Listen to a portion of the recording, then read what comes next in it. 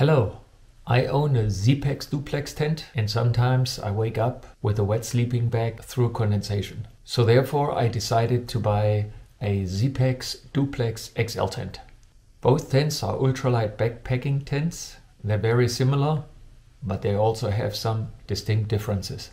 I will show the audience the difference between the two tents and also make some recommendation which tent to use for which purpose. And at the end, I show you some tricks how to reduce the impact of condensation for all Cinewall tents.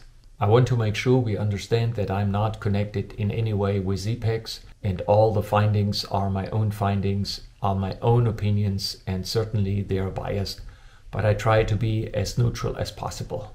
The Zpacks Duplex tents, both of them are used for backpacking. They're ultralight backpacking tents where light weight is essential. The Zpacks Duplex was in the PCT Hiker Survey the most used tent, and we can therefore assume it is one of the best backpacking tents available. But as all tents, it has its advantages and its disadvantages. As I'm 6 feet tall and I'm a cold sleeper, I'm using the Feathered Friends ultralight Raven 10 degrees sleeping bag, which fits hikers up to 6 feet and 6 inches. With this specific sleeping bag, the long version, I was touching the wall of my duplex and I was very excited when Zpacks brought out the Duplex XL. My hope was that my long sleeping bag would not touch the walls again, so that condensation would not be an issue anymore. Let's see if the Duplex XL fulfills this expectation. Let's start with a spec comparison between the two tents and then see how it came out in reality, looking and comparing both tents side by side. The Duplex and the Duplex XL are both offered in 0.55 ounce per square yard and 0.75 ounce per square yard, so you can pick and choose. And you may know my preference is 0.75. There's a small penalty on weight, of course. The thicker material is a little bit heavier. And when you look at the weight, you can see that the lightest, the Duplex, is at 18.5, and the heaviest one is the 0.75 ounce per square yard Duplex L with 21.8 ounce. So that's a 3.3 ounce difference in weight. Now when you look at the footprint and the staking comparison between the two tents, you see the first surprise is that the length of the tents is 100 inches in both cases. So the XL is not longer from a footprint point of view, which is very nice. But what they have shown also that in order to put the riser rods up, you would need extra stakes. So they proposed 2 extra stakes, which adds of course some additional ounce of weight depending on the stakes you're using. The width they claim is different by an inch. The inner part is 44 inches versus on the normal Zpacks Duplex 45 inches. So that would mean that the total width of the tent would also change by an inch. Zpacks claims they're the same, but that cannot be correct according to the details. Now when you look at the inner dimensions of the tent, you can see that the Duplex XL is 96 inches long. Even the outside is the same, so they basically push just the inner walls further out, and the overhang of the slope 10 is just closer to the edge. So I corrected here the width of the tent, which is an inch smaller than the Duplex. So that's the big surprise, that the outer footprint is the same and the inner footprint, so to speak, is by 6 inches longer. Now you have to understand that there are the riser rods, so the height of the tent at the end of the inner tent wall is also higher, which helps you with the actual usable space of the tent. Now enough of the theoretical considerations, and let's take a look how the tents look side by side. First, we can look at the Duplex. You can see that the wall is pulled down at the end here.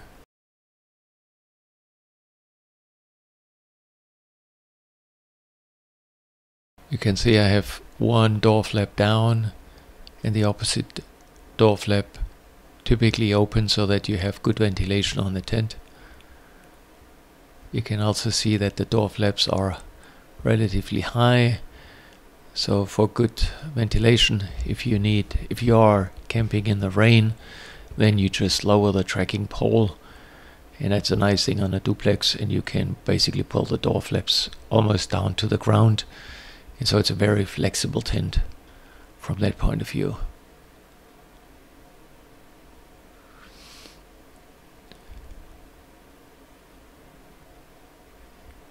So you can see here the other side.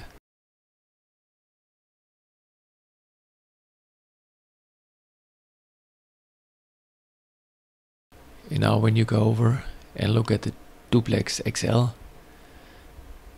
you see it's almost looks the same. You just see these riser rods here in the middle of the tent. And that gives you additional height when you lay down inside the tent. Also, in addition to that the inner dimensions are bigger. Now I want to show you the effect of the slope steepness, as well as the effect of the thickness of the sleeping pad. If you have the guidelines number 7 and number 8 of the previous drawing off, we can see that a regular sleeping bag on a thin foam pad is not touching the walls. See that here on the top as well as on the bottom, but barely not touching the wall. Now, when you go out and tighten the guy lines on stake number 7 and 8, you can see that you have enough space with a regular size sleeping bag when you use a foam pad.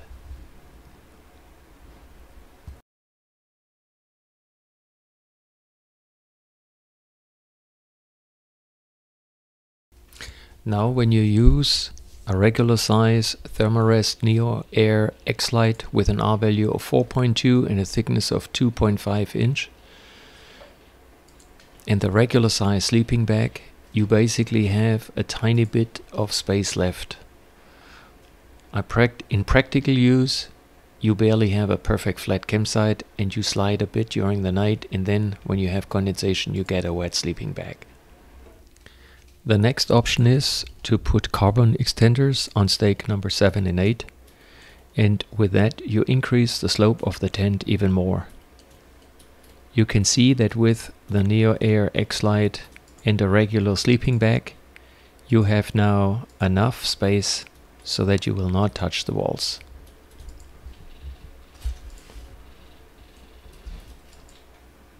Now, when you put a long sleeping bag on the Neo Air X-Lite pad and you have your carbon extenders, you still basically touching the wall, and you will get a wet sleeping bag when you have condensation.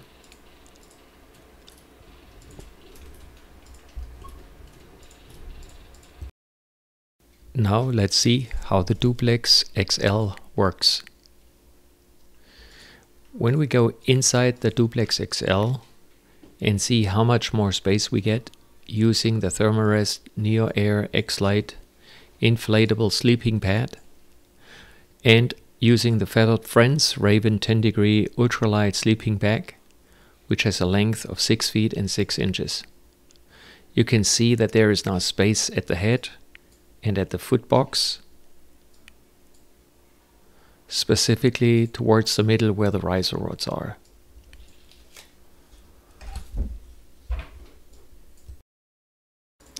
Now, when you try to add a second person on a foam pad and a regular size sleeping bag, things are getting tight. The tent is barely getting 2 sleeping pads in, and moving the long sleeping bag off the center brings it closer to touching the wall. Is the highest point of the tent is through the riser rods in the center. Now let's look at the differences between the Duplex and the Duplex XL. You see the footprint with 45.7 versus 45.0 is almost the same. You have a slight, roughly 2 ounce penalty when you go to the Duplex XL, so that's a consideration. You also need another 0.7 ounce for 2 additional stakes, which gets to 3 ounce difference. So that's the disadvantage now. And we talked about long sleeping bags. You need to have the duplex, and the floor length is, instead of 7.5 foot, is 8 foot. So that's to that. Let's now look at the drawings and cross sections to see some of the differences.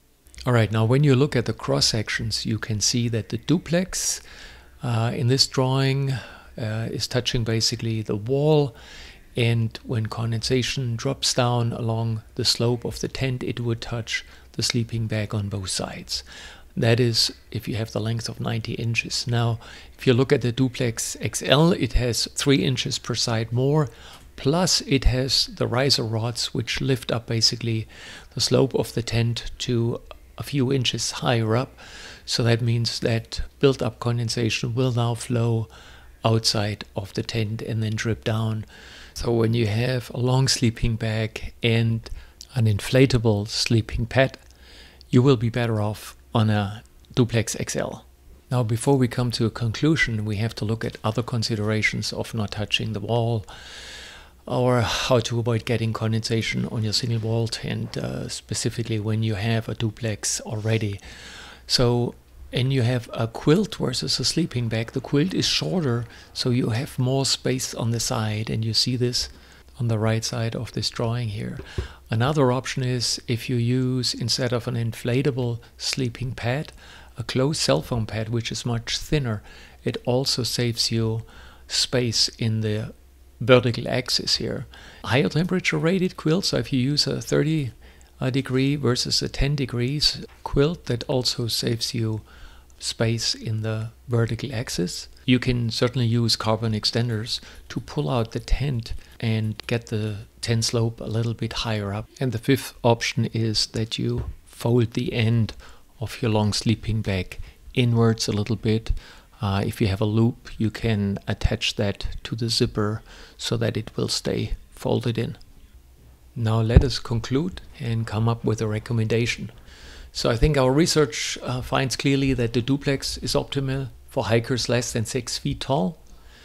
But if you're larger than 6 feet tall and you use a long sleeping bag, our test results recommend definitely the Zpacks Duplex XL.